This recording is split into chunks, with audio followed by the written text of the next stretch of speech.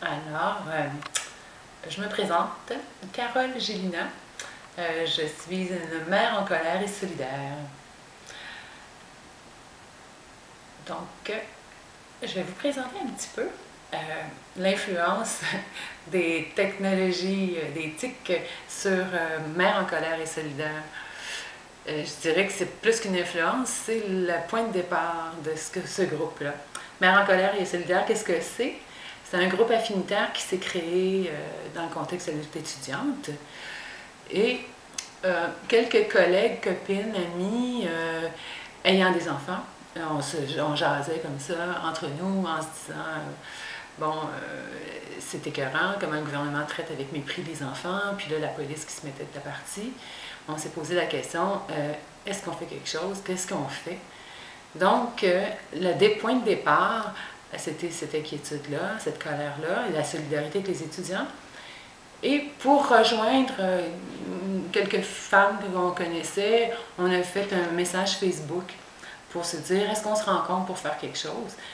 Et l'erreur Facebook, ça a été que, puisqu'on ne connaissait pas trop les technologies, on ne pouvait pas faire un message groupe en choisissant les personnes qu'on voulait rejoindre parce qu'il y en avait qui n'étaient pas amis perso. Donc, on a constitué un groupe pour faire une invitation pour une rencontre quelques jours plus tard d'une dizaine de personnes.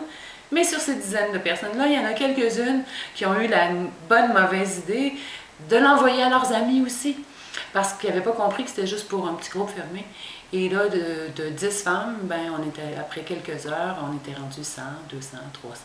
Et tout le monde avait le goût, oui, on fait quelque chose. Donc, c'est une erreur Facebook qui s'est transformée en une belle expérience. Donc, le groupe est né des technologies. le groupe est né par Facebook et a continué de vivre par Facebook.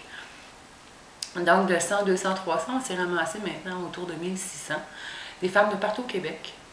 Je pense que sans Facebook, on n'aurait pas réussi ça, même si on n'avait pas d'objectif visé au départ. C'était juste de se mettre en action, de faire partie du débat, d'être en appui aux étudiants et d'apporter une autre voix, parce qu'on était écœurés que les étudiants, bon, des formations professionnelles de mère, nos enfants. On était écœurés que les étudiants, que les jeunes se fassent isoler, parce que c'est juste eux, puis qu'il n'y a personne d'autre. Là, on disait non, nous aussi, on partage leur lutte, puis on partage leur colère, puis on veut le faire savoir. Et le drôle là-dedans, c'était aussi quelle belle occasion d'utiliser le symbole de la mère de façon forte et politique. Donc, face à Charest, à l'époque, de dire, ben regarde, la mère, quel symbole intouchable. Donc, on dit, c'était des mères en colère et solidaires. Donc, c'était comme ça qu'on voulait se positionner. Et rapidement, on a fait une première action sur nos propres bases. On a fait une bannière, un logo, une adresse Facebook. Et puis, et c'était parti. Donc, après ça, de fil en aiguille, comment on a fonctionné, c'est qu'on disait aux gens, aux femmes, est-ce que vous avez des idées, suggérez-les. S'il y en a une qui proposait une idée, on dit OK, vous avez le goût, si vous avez le goût de participer à ça, envoyez-nous votre adresse sur courriel, on fait un doodle, puis on se fait une réunion. Alors, on n'avait pas de mécanisme démocratique pour approuver les choses, hein. C'était un groupe Facebook, donc on n'avait pas de charte, pas de fonctionnement. Le fonctionnement, on voulait s'inspirer aussi du fonctionnement des étudiants, donc diversité des tactiques, démocratie directe. Donc, il y avait une proposition, puis s'il y avait des gens qui avaient le goût de se joindre, ils se mettaient ensemble et réalisaient l'action. C'était beaucoup comme ça que ça a commencé le fonctionnement. Et ça a permis aussi de rejoindre des femmes un peu partout au Québec. Il y a des mères en colère de partout. Donc, ça brisait l'isolement aussi des femmes.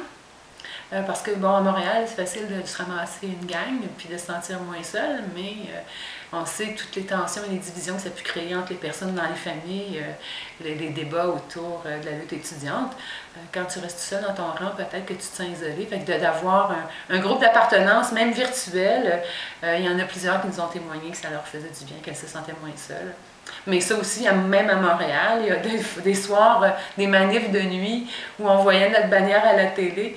Il y a des femmes qui couraient dans les rues pour nous rattraper, pour nous dire « Oh, moi, j'étais toute seule chez moi, je me sentais trop gênée pour aller manifester, je ne peux pas être en arrière d'une bannière d'étudiants ni d'un syndicat. Mère en colère, ça vient me rejoindre. » Donc, ils nous couraient près dans les rues pour venir derrière la bannière où ils sentaient que c'était leur véhicule pour pour être dans la rue, moins seul, parce que bon, c'est sûr qu'il y a des certains soirs où on a eu peur. Oui, on s'est fait gazer, oui, on a eu peur à la matraque, oui, on a crié après la police quand on a vu les abus qui se sont produits. Mais je me souviens une fois, une femme m'a dit « J'ai peur ». Ben, j'ai dit « Moi aussi, mais en gang, on a moins peur ». Donc, au niveau des technologies, ben, c'est une initiative technologique, Mère en colère. Et ensuite, ben, on fonctionnait avec Doodle, les courriers. On a aussi on a essayé de mettre en image les actions qu'on faisait. On a fait une rencontre avec la ministre James. 2, la première a été avortée. Elle nous a fui après avoir promis de nous rencontrer. Elle nous a fui. Mais on a mis cet épisode-là sur YouTube. Suite à ça, ben, on a eu une rencontre avec elle à son cabinet pour lui dire qu'on n'avait pas tellement été contente de sa fuite et lui dire ce qu'on avait à lui dire en termes de responsabilité. Comme ministre, qu'est-ce qu'elle faisait pour... Il n'y a pas juste des familles qui veulent aller parce qu'ils ont payé dans leur petit cours, il y a des familles qui ont subi des injustices et qu'est-ce qu'elle fait avec ça? Qu'est-ce qu'elle fait pour réparer ça? Donc, on a utilisé YouTube, les médias sociaux aussi. C'est sûr qu'il y a eu des lettres de produites aussi par le groupe des lettres types que certaines femmes ont reprises, ont fait circuler dans leurs médias, ou les hebdos locaux, ou les journaux, je pense au Journal mobile de Saint-Hyacinthe, c'est un journal communautaire sur le web, donc ils ont publié la lettre. Boum, on avait 60 membres de plus de Mères en colère. Donc ça a circulé à travers différents réseaux. Donc c'est beaucoup ça qui a été la mobilisation du groupe. Qu'est-ce que je pourrais dire d'autre? Il y a des femmes après ça. Le matériel qu'on mettait sur la page Facebook, sous les onglets, les fichiers, donc il y avait le manifeste qui était là, le logo qui était là, et qu'on dit il est disponible à tout le monde, parce que depuis le départ, nous on disait, bon, on n'est pas là pour se substituer aux étudiants, on est en appui aux étudiants. Puis le matériel qui est sur le mur de Mères en colère, il appartient à tout le monde. On ne représente pas personne. Oui, il y a 1600 femmes sur le groupe, mais il y en a qui n'ont pas choisi d'être dans le groupe. Hein. Les amis peuvent inviter leurs amis, mais ils ont choisi de pas se retirer. Donc, on considère que c'est parce qu'il y a une certaine forme d'appui s'ils restent dans le groupe. Donc, le matériel appartient à tout le monde. Il y a des femmes qui ont reproduit la bannière, qui ont reproduit les lettres, qui sont allées voir leurs députés dans leur comté. Ça, il y a certaines femmes qui nous ont témoigné de ça en Outaouais ou dans la Naudière aussi. Puis chacune leur prit, on disait, sur la base du manifeste qui dit pourquoi on est en colère et de quoi on est solidaire, à partir de là, chacune dit ce qu'elle porte. On n'a pas à être d'accord avec tout le monde.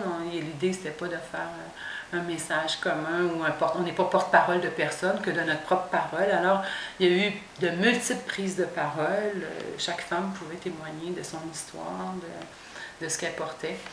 Donc, à travers les 1600 membres du groupe Facebook, il y en a un peu partout dans la province, et chacune peut retrouver sur le site Facebook, sous les onglets, tout ce qu'on a pu écrire, publier, les lettres d'appui, les lettres qu'on a envoyées à la ministre James, notre manifeste, notre logo, et tout le monde peut l'utiliser comme elle le veut.